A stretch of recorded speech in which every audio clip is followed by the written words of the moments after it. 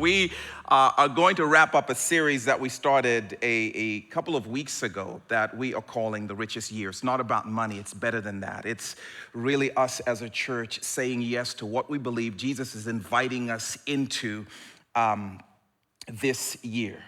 We believe Jesus is calling us as a church to zone in on a number of things. And if we say yes, not just a few special ones of us, not just for those of us who consider ourselves uber spiritual, but each one of us, if we all say yes to this, we'll look back at the end of this year and say, that was the richest year in the ways that mean the most, in the ways that matter the most. Our yeses led us to saying that was a rich year. And so we're going to continue that conversation today. And for us, we believe Jesus is calling his church to re-engage what he wants us to be and be about. And for us, we've narrowed it down to three things that we believe he's calling us to jump all in on. The first is that, man, we would be a movement of people who are learning what it looks like to embrace people where they are.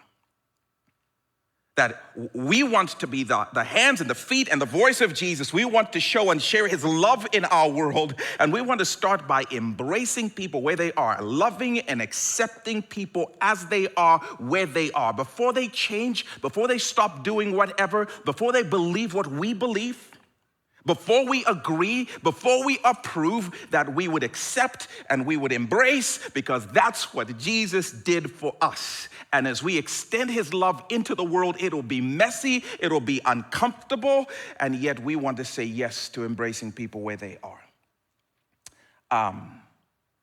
But we don't just embrace people. That's not where it ends. The story is so much better than that. We want to encourage each other to love Jesus a little more, believing that life and fulfillment and joy is ultimately found in the person and the presence of Jesus. And so we cannot possibly say we love you well without inviting you to come and drink deep of the fountain of life in the person of Jesus Christ. You may say yes, you may say no, we will love you still, but boy, we can't really love you and not invite you to where life is found, and it's found not in a list of rules, not in a bunch of activities, but in the presence and the person of Jesus Christ. And today, we want to talk about mission. After all, we are Mission Point Community Church. We believe he's inviting us to figure out what it looks like to fire each other up, to arm each other, to equip each other, to live life on mission.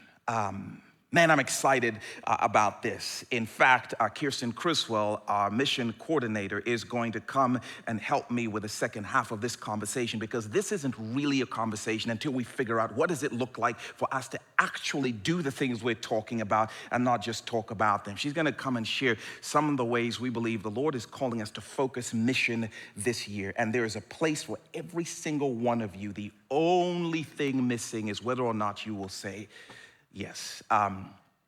If you have a copy of the Bible, meet me in Luke chapter 19. Luke chapter 19. Hey, if you've been here for the course of this series, there's been a theme. We've been looking at Jesus' stories because we want to learn how Jesus lived, and we want to learn what Jesus said. But there's a theme, and every single week, and today is going to be no different, Jesus Christ has gone to a dinner party. So if you like to party, PG party preferably, Jesus is your guy. He did not mind getting down at a party or two. And so this story is going to be another Jesus goes to a party story. I'm sorry to parents who have to tell their kids who start saying, Mom, you said that Jesus. It's a different kind of party. But nonetheless, if you have a copy, meet me there, Luke chapter 19. Let's talk mission. Verse 1 says this, and we're going to pause just to make some observations. Jesus entered Jericho and was passing through. Now, this is an emotional story, and it starts in a really emotional way. When Luke says Jesus is passing through, Jesus is making his final approach to Jerusalem, where he's going to be betrayed and abandoned by his closest friends, where he's going to be tortured and killed, to gladly offer his life so that we undeserving people might have forgiveness and freedom in him. That's on his heart. He knows this is coming. And at this point in Jesus' life and ministry, he is viral. He is the most well-known person on the planet. Trending Jesus can't go anywhere without a crowd. And so when he steps into the Jericho city limits, you better believe there is a crowd in tow. Standing room only. Verse number 2. A man was there by the name of Zacchaeus. He was a chief tax collector and he was wealthy. Boo! That would have been the emotional response of Luke's original readers when they heard a tax collector showed up on the scene. Boo! Now we might read this and the thing we might notice is, oh, dude was loaded. Sweet. Yeah, that's not what they would have paid the most attention to in that description. Their response would have been, ugh, gross, a corrupt traitor.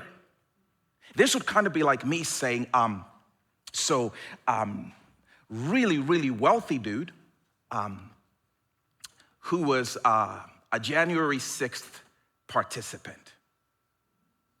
You might quickly forget the wealthy part of it, and you might have an emotional response that said, traitor to our country.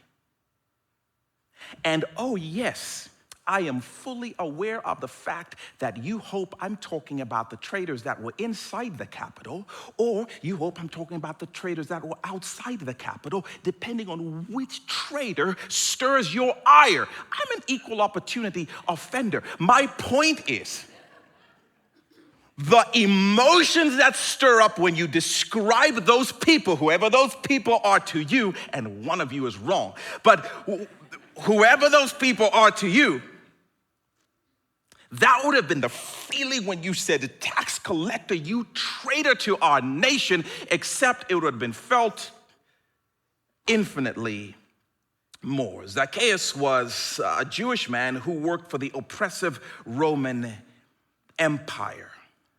And he would use his power to bully and intimidate and threaten or imprison, whatever he needed to do to squeeze ungodly amounts of tax money out of his own people. So dude was rich, but it was blood money. A traitor to his own people in order to become wealthy and make the oppressive Roman Empire a little more wealthy. He would have been a hated character in that community, especially among the religious folks. But jerks are curious too. Verse 3. He wanted to see who Jesus was, but because he was short, he could not see over the crowd. So large bank account, apparently short stature. Zach had to lay eyes on this miracle-working teacher he had heard so much about. The problem was no amount of his money could buy him a reserved front row seat when Jesus came into town. And so he couldn't see through the crowd, and so he became super innovative and reverted to his childhood days. And dude made a move. Verse number 4. So he ran ahead and climbed a sycamore fig tree to see him, since Jesus was coming that way. When Jesus reached the spot, he looked up and said to him, Zacchaeus, come down immediately. I must stay at your house today. I must hang out at your house today. I must come to dinner at your place today. So he came down at once and welcomed Jesus gladly. Boo! What? Jesus? Notice, by the way, I like this. It doesn't say that Jesus looked up and noticed Zacchaeus. He already knew he was there. He already knew his name. Without an introduction, he already knew his story, he already knew his reputation, he already knew what everybody said about him, and he already knew what everybody would say about Jesus if Jesus went to this guy's house for dinner. But nonetheless, I love this. Jesus didn't look up to notice Zacchaeus, he looked up to invite Zacchaeus. Well, more accurately, he looked up to invite himself over to Zacchaeus' world, which, by the way, is exactly how Jesus interacts with you. Oh, he knows you, he sees you, he knows your name, he knows your story, he knows how you've messed up. Long before you saw him, he saw you, and he came after you and invited himself into your story. The only question is whether or not you said, yes, please, like Zacchaeus did. I love this. I know who you are. I know what you've done. Got to come to your house. That's the grace of Jesus. I know what everyone says about you and what they'll say about me, but I've got to come hang out at your house. I don't know if I've mentioned, Jesus is calling us to be a church who accept people where they are as they are, no matter who they are, no matter what they've done, no matter how many taxes they've squeezed. No matter what people say about them, and no matter what people might say about us on account of our embracing and accepting them. Verse number 7. All the people saw this, and they began to mutter. Right? All these religious folks. He's gone to the home to be a guest of a sinner. Man, sadly, this is still true. It's the religious folk who often believe that we have a corner on the morality market, and it makes us super snooty and very superior, looking down on people who we believe are less than us on account of the fact that they do that thing, on account of the fact that they think that way, on account of the fact that they struggle with that particular issue. Like we deserve more love than the Zacchaeuses do because, well, our brokenness, at least it doesn't look like, at least we're not those tax collectors though. Like our brokenness is better, it's prettier than that, than those tax collectors. At least we're not dealing with that dysphoria. At least we're not dealing with those inclinations. It's different. Like our brokenness is cuter to Jesus. It requires less blood for us to be cleansed of our particular sin. That's why at Mission Point we use these tiny little communion things because we didn't need that much blood. We just needed a top off.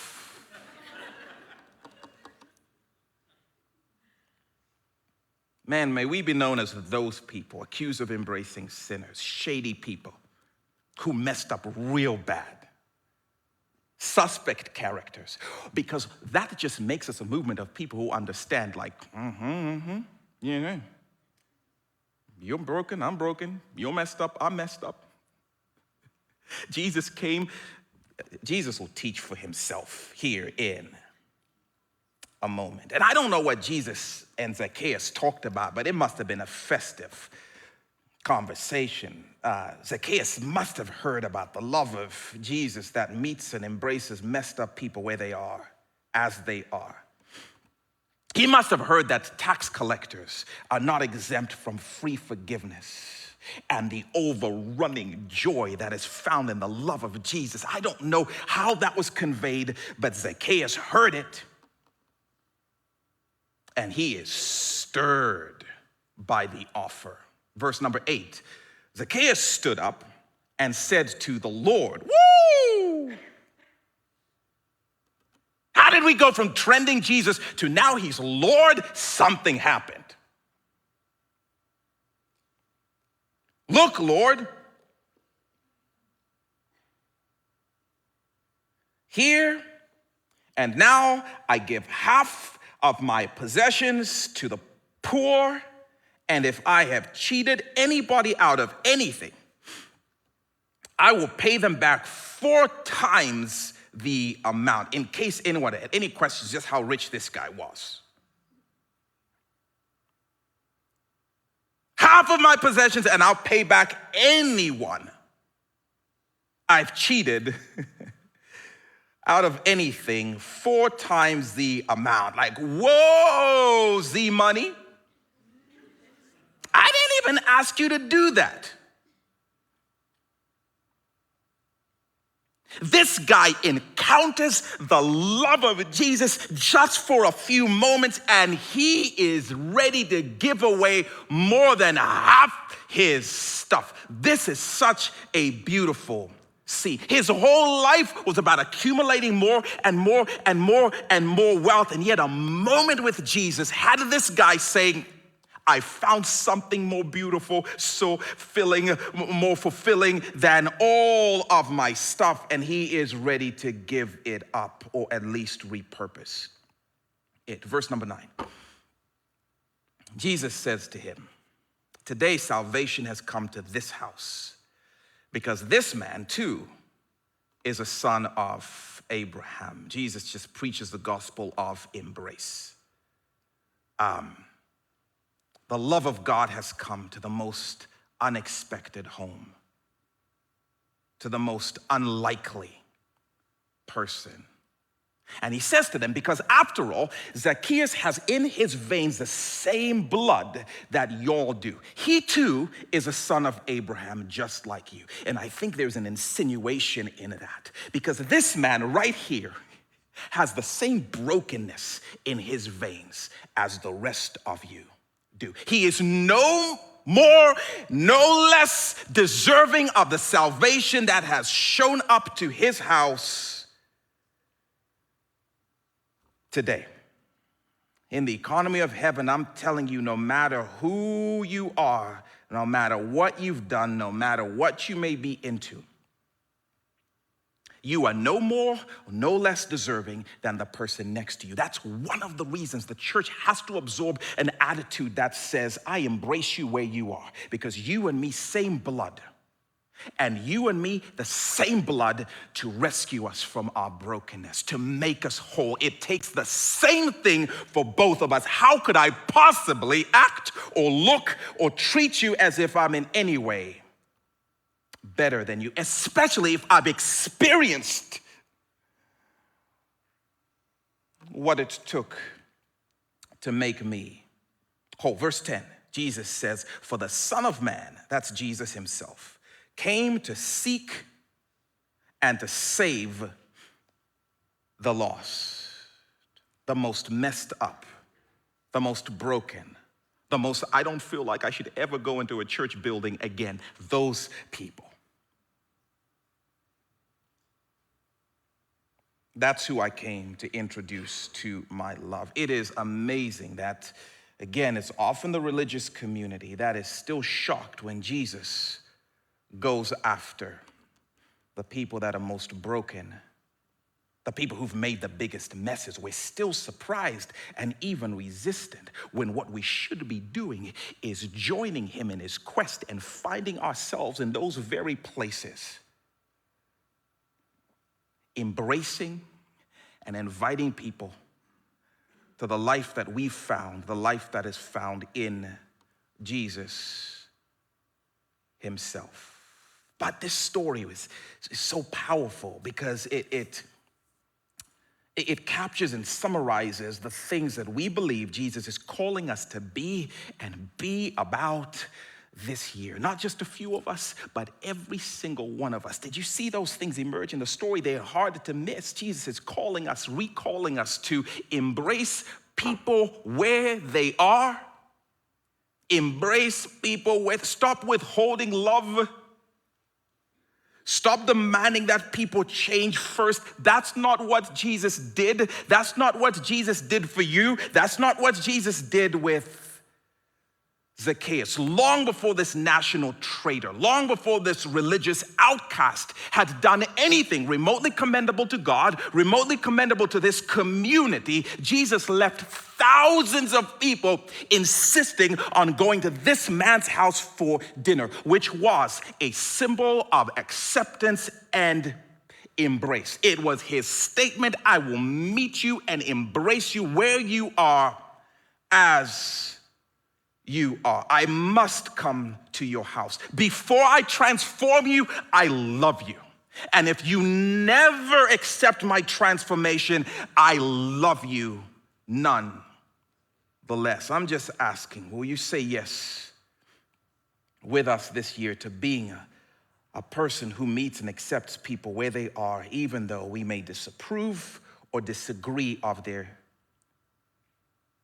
behavior? This, by the way, is not to say shut off wisdom, be a dumb person. That's not what this is. This is not saying, or join them in what they're doing. This is not saying agree. It's saying embrace and accept them where they are as they are. Their dreams matter as much as your dreams matter. Their stories are worth listening to. Their pain is worth carrying. Their joy is worth championing. Let's meet people where they are. I want people to have questions about us as a church and you as people who are part of this church. Not because of what we do, but because of who we embrace. Because of who we consider equally broken, equally in need of the grace of Jesus Christ. May we be that church. Do you know the kinds of people that go to Mission Point Community Church? Do you know where I saw them on Saturday? May we be that church. Do you know the kinds of people that they have over to their house for dinner? Do you even know the kinds of people? They are friends of sinners. May that be said of us, and may we always say absolutely, because we're a bunch of sinners. All in need of the grace of Jesus. Did you see in this story, encouraging each other to love Jesus just a little bit more? He's calling us to this, that we might be a movement of people who don't just embrace people where they are, but a movement of people who is completely convinced that life in its richest and its fullest is found at the feet and in the presence and in the person of Jesus. I can't really love you or not tell you where the best stuff is found. You may not agree to go, I'll love you still. But I can't love you and not tell you like, oh, I've got to come alongside and encourage you. Let's go and drink deeply of life. I'm just saying, I will love you if you eat Hardee's for the rest of your life. But do I really love you if I've not ever told you about the spicy chicken sandwich at Chick-fil-A? What kind of monster would I be? Thank you. No, come on, we do this all the time. If you find something that is entirely delightful, you want the people you love to experience and enjoy it too. And therefore we must, listen, if you tell me you love and embrace people where they are, and you champion that, because there's so many of us who love coward-like, and all we're doing is just silently approving. But I'm telling you, if your embrace never leads to encouraging people to something better and more beautiful, I have questions. We don't just embrace, no, we encourage people to more, which is what Jesus did. I'm coming to your house because I love you, but I can't leave here without saying, oh, the kingdom of God is here now. There is something so much richer than your riches. And so may we be a movement like that. And this is so awesome. I love this story of Zacchaeus believes Jesus and is like, yeah, I found in you something so beautiful. And if you go back 2 weeks to Luke chapter 7, there's a prostitute who, I don't know who Jesus is, but he is so beautiful. He's worth me pouring out a year's worth of my perfume on him. And then Mary of Bethany, who says, I would really just rather hang out at his feet than go through my 5-year plan and my to-do list and check things off. I think sometimes we say Martha, she was the linear one, and Mary was the relational one. I don't know. If you read that story, it says Mary chose. It didn't say Mary was predisposed to sit at Jesus' feet. It says she chose. She had to have chosen that over a bunch of other things because it was too good to be with Jesus. We want to be a movement that continues to tell people that's where it's at. That's where life is at. He's worth everything. He's worth giving everything up just for a glimpse. We need to remind each other Jesus is better than all that we are chasing. And so you're going to hear us even over the course of the years. We invite you into places where we're talking about Jesus. If you come into this room, we'll be talking about Jesus. We will embrace you where you are, but you're going to hear us talk about Jesus. And we're going to encourage you, get back into community with each other, because that's where we come alongside each other and say, how's your walk with Jesus this week, right?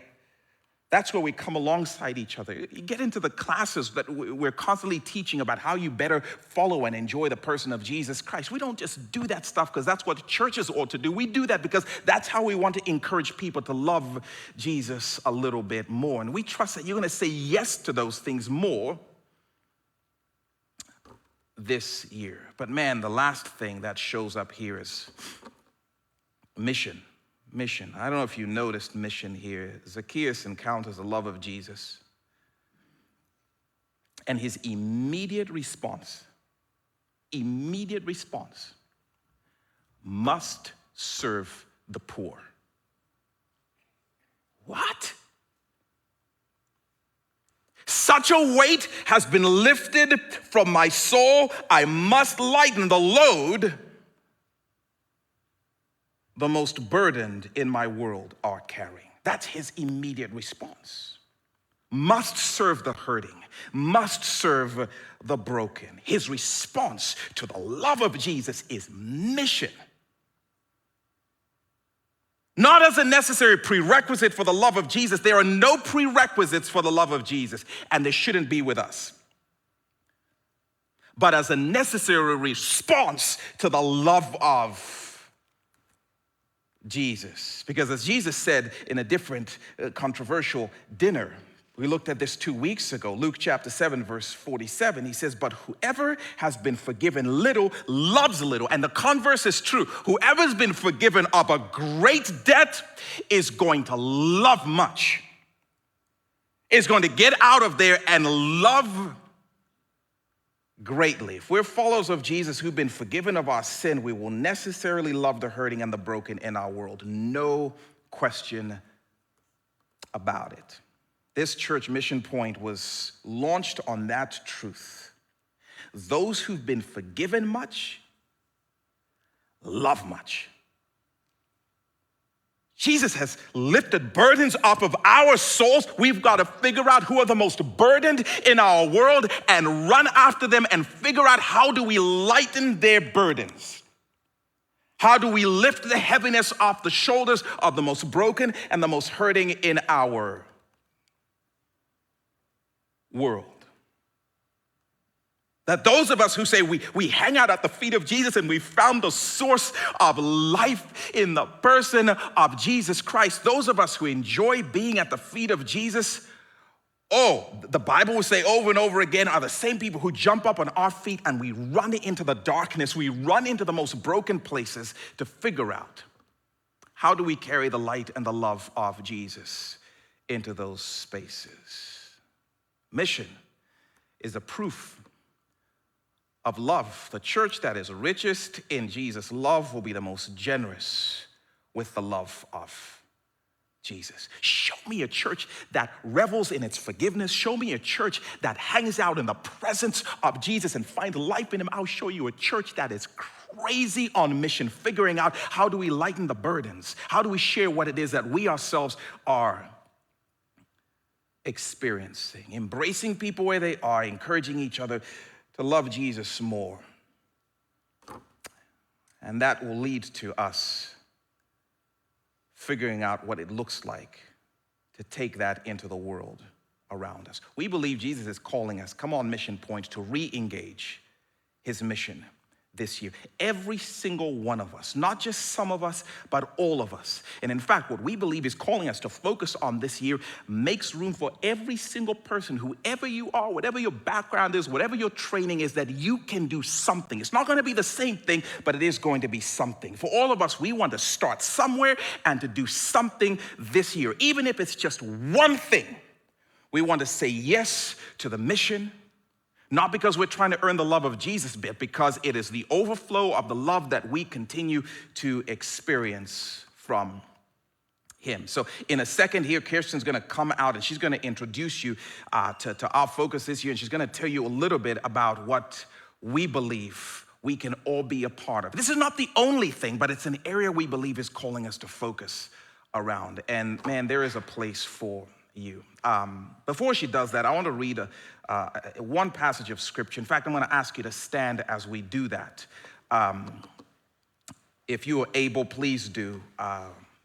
This chapter of scripture is written into the DNA of our church. And the chunk of this passage is God speaking to his people. And his people are putting God on trial, and they're complaining, God, we show up to church every week, and we give our money every week, and we dress appropriately, and we deodorize, and we show up, and we're just curious to know, God, why aren't you moving? Why aren't you healing our kids? Why aren't you awakening the community? Why aren't you breaking forth? Why isn't there revival? God, why aren't you doing your thing? And God responds to his people. Verse number 2, Isaiah 58. For day after day, they seek me out. They seem eager to know my ways, as if they were a nation that does what is right and has not forsaken the commands of its God. They ask me for just decisions, and they seem eager for God to come near them. Why have we fasted or worshiped? They say, and you've not seen it, God. Why have we humbled ourselves, and you've not noticed? Then God responds, verse 4, your fasting or your worship services, they end in quarreling and strife. Check your social media. And in striking each other with wicked fists and saying cruel things about each other. You cannot worship as you do today and expect your voice to be heard on high. Is this the kind of worship I've chosen? Only one day a week for people to humble themselves? Is it only for bowing one's head like a reed, going through the motions? And for lying in sackcloth and ashes? These are the things they did in their worship services, in their worship experience. Is that what you call a fast or worship, a day acceptable to the Lord? Verse 6, is this not the kind of worship I have chosen? Loose the chains of injustice, untie the cords of the yoke, set the oppressed free, and break every yoke. Is it not to share your food with the hungry and to provide the poor wanderer with shelter? And when you see the naked, clothe them, and do not turn away from your own flesh and blood. Then your light will break forth like the dawn, and your healing will quickly appear. Then your righteousness will go before you, and the glory of the Lord will be your rear guard. Then you will call, and the Lord will answer. You will cry for help, and he will say, here am I. If you do away with the yoke of oppression, with a pointing finger and the malicious talk, and if you spend yourself and your stuff in behalf of the hungry and satisfy the needs of the oppressed, then your light will rise in the darkness, and your night will become like the noonday. The Lord will guide you always. He will satisfy your needs in a sun-scorched land. No matter what a pandemic does, he will provide for you, and he will strengthen your frame. You will be like well-watered gardens and like a spring whose waters never fail. Your people will rebuild the ancient ruins and will raise up the age-old foundations. You will be called repairer of broken walls, restorer of streets with dwellings. And I'm just telling you, if that's our experience, it will be the richest year yet. Those who've been forgiven much, listen, I appreciate all of y'all showing up at church on Sunday, but if Sunday worship doesn't translate into Mission Monday, God says y'all have missed the point, and Jesus is calling us, come on, play your part in finding the most burdened in your community and do something about it, and watch what I do. You're waiting on me, I'm waiting on y'all. Kirsten, somebody stop me, come on out. You can sit, by the way. Kirsten's gonna share a number of practical things. Encourage you to give her your fullest of attention. What I love about this morning is a sequence of how we started. First, by talking about communion and about baptism. This idea where our burdens, the burdens we were carrying of all of our sins, were lightened by Jesus coming into the earth and saving us. And we reflect on that through communion and the breaking of his body, the spilling of his blood, lightening our burdens, right? And then we will celebrate soon baptism, reflecting what that has done in our lives. And now we talk and we express simply the ways that us as a church are to live on mission, and just like repeating what Kano just said, spending that time in this sequence now where we are invited to think through ways, how are we individually, each person here, there is no exception, finding a way to lighten someone else's burden, because we have been lightened in some way. We have had something removed from our shoulders because of the act of Jesus, and that should propel us. That is contagious. It's inspiring. But sometimes we need reminders. I was thinking, maybe I should get this tattooed like everywhere. How do we remember this? Write it on our mirrors, because we forget. The application part of when we meet together as a church is so important. I usually sit in the back, and I would listen, I would daydream. I'm sure none of you do that while you're listening here. But my daydreaming would just include like different ways of like, man, what would it look like if I actually just said what, Jeff or Kondo said and implemented it into my life? But wait a second, what if we all did that? What if we all started practicing confession? Or we all started thinking about our money differently and seeing it used to glorify God? What if? And it would be so exciting to me. So it's exciting today to think through, like, this is what we're going to do. This is why we have that mission corner out there. This is why we have a mission coordinator, because we want to not just be here and to learn, but to be moved by the power of God and what he has done for us. Asking ourselves, who did we feed, right? Like, that's going to be the question as we look at in the verses in Matthew. Who did you clothe? Who was naked? And did you clothe them? Who did you feed? Those are questions I hope that we continuously ask ourselves. Who did you notice with a great burden that you stepped in to lighten it for them? We will be the light in this community if each of us is embracing that. It's central to living on mission. It's central for us as a church. We want each of you to find your own place, to start something, to do something, to find your lane when it comes to your circle, your passions, the gifts that you have, and keep running. But us as a church, we have, and if you've been around for a while, you know that our start something, do something, our avenue of wanting to lighten the burden comes with vulnerable children in our community and across the world. Caring for the vulnerable populations, the vulnerable children, is the evidence of our faith as we look at James 1:27, to look after the orphan, the vulnerable in our culture, and the widow in their distress. That is pure faith. So we take it very seriously. It's what makes us rich, and will make this the richest year yet. The burden of the vulnerable child is great, and that's why we care so deeply about it. There's so many different avenues of what that might look like, but we know that you can't learn anything when you're hungry, and you can't feel safe when you know that home isn't safe. And so you're constantly worried, and you're distracted, wondering when your next meal might be. A few years ago, an educator shared with me how a child came in and just said, Mrs. So-and-so, do you think that my mom really loves me? And the answer is, we know that parents are loved by their children, but the ability to experience that and express that can be difficult. There are kids hurting in our community, in our schools, wherever we look. And so finding our ways, understanding that the burden they carry, whether they are, an infant or a teenager, is heavy. And so many of you have been a part of Mission Point, and you've taken this on in so many different ways, and we celebrate you. There's someone here who have become CASAs, the court-appointed special advocates. Some of you are volunteering your time at the schools already. Some of you have become personal chefs and, laundry people, for some of our foster families. I don't know what you call those. Some of our college students have done tutoring and mentored so many of these kids that we've been aware of that just need an extra buddy. This is happening in Mission Point already, and we want to continue doing that evermore. Mission Point helped me find my lane. As a foster parent, I sat where you sat several years ago when Jamie Kozer was giving us so many different opportunities as a missions coordinator to say, like, where do you fit in all of this? I landed as a foster parent. You may too, but that's not our hope. We're not looking that everyone would say yes to fostering, yes to adopting by bringing a child into your home, but we are asking you to find your way. What I didn't know back then would be that there are 13,000 kids in foster care in Indiana, that there are only 6,200 licensed foster families, and that when it comes to teenagers, it is so hard to find a home for them. I mean, teenagers, I was a booger back in the day. Teenagers can be hard, but the thing that's unique in Indiana right now is there's been a crisis of no homes for teenagers.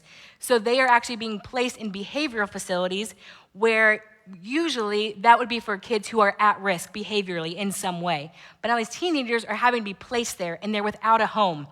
So in Indiana, there has been a big push this last year to get those kids out of those facilities. That's no place for a child.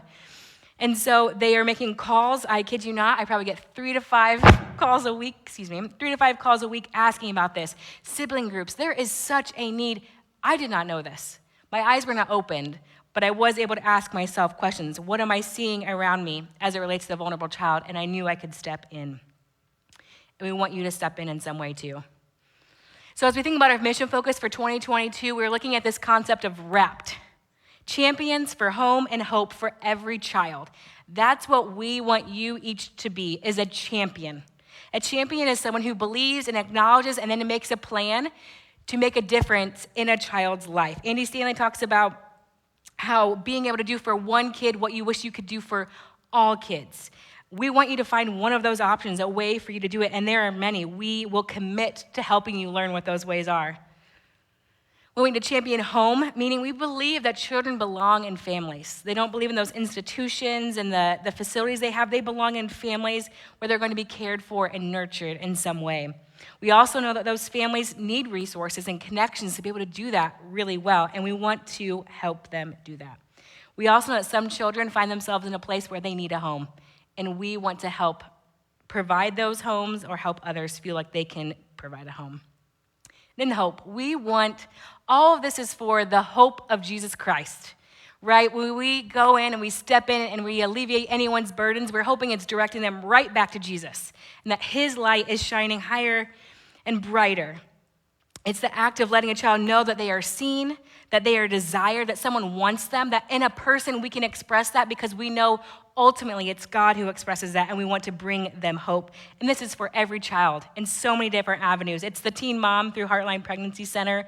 It's the connections with the school like we've talked about. It's supporting the single mom, the teachers that we've talked to. It's, encouraging the DCS workers and all the things that they see. We want to be a church that wraps around, that surrounds every child, being champions of home and hope. A couple of years ago, in one of the sermons, we talked about how we want to be the church that is seen as the crazy church, that all they do is they care about these kids and they're doing all these things, and that is what we want to continue to keep doing. And we don't just mean, like I've said before, fostering and adopting. So we see this in different levels, like a 101, 201, 301. Think about your class syllabus back in the day. The 101 would be that anyone can do something, choose one, and just do it.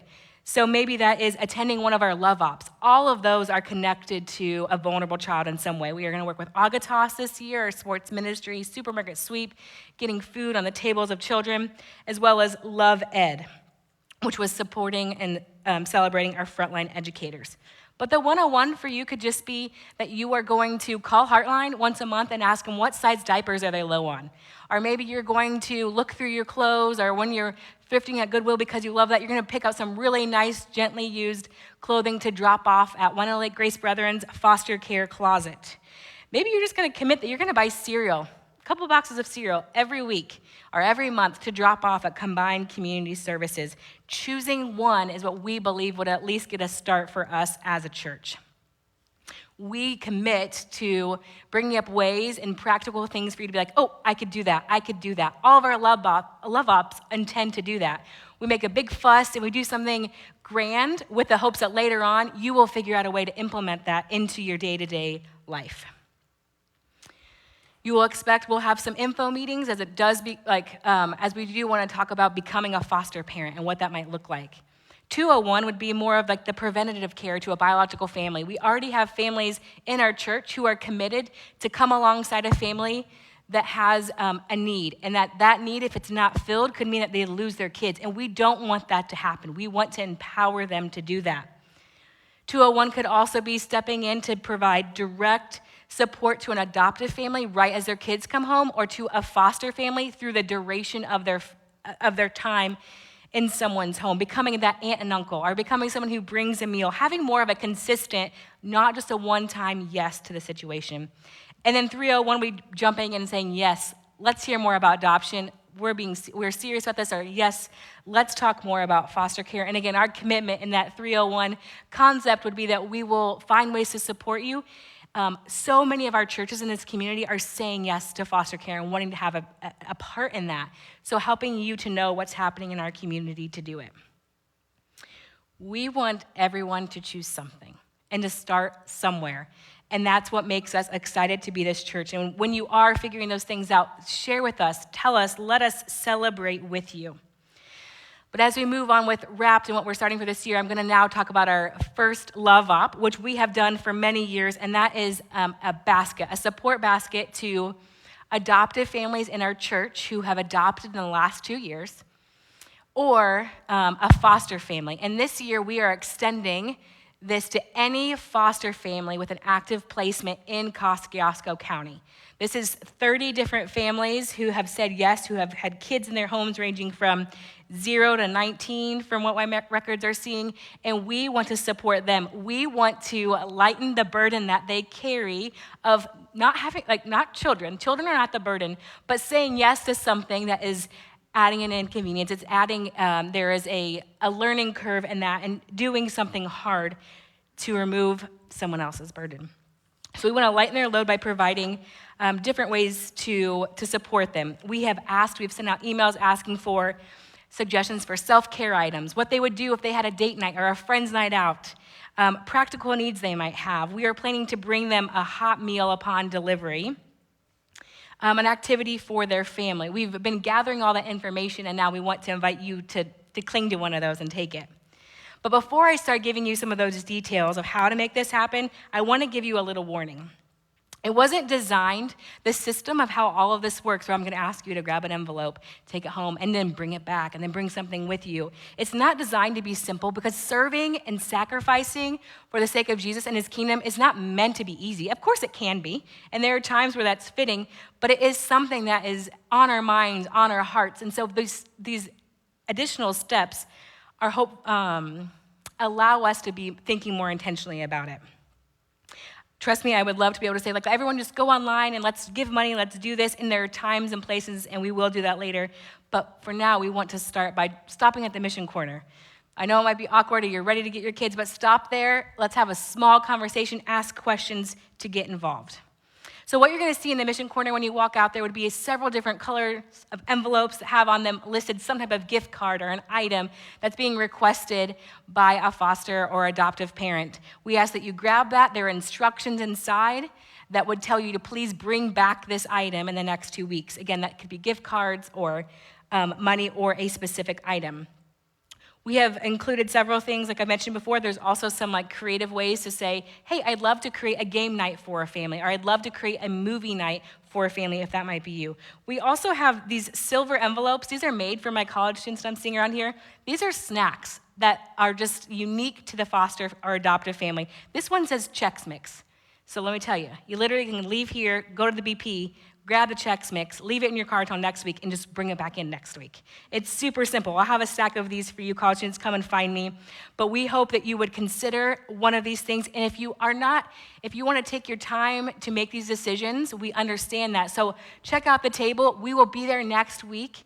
But just know we want you to invite you to pray and consider how you might help. Next week, we'll also share more of how you can be a part of putting these baskets together and delivering them.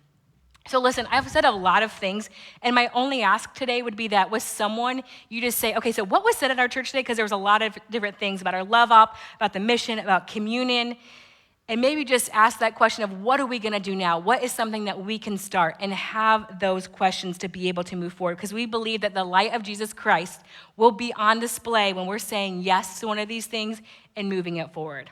I'm going to make a very quick prayer, and then I'm going to move you on out, and I will hopefully see you at the mission corner. So let's pray. Jesus, thank you for lightening the burden that we have.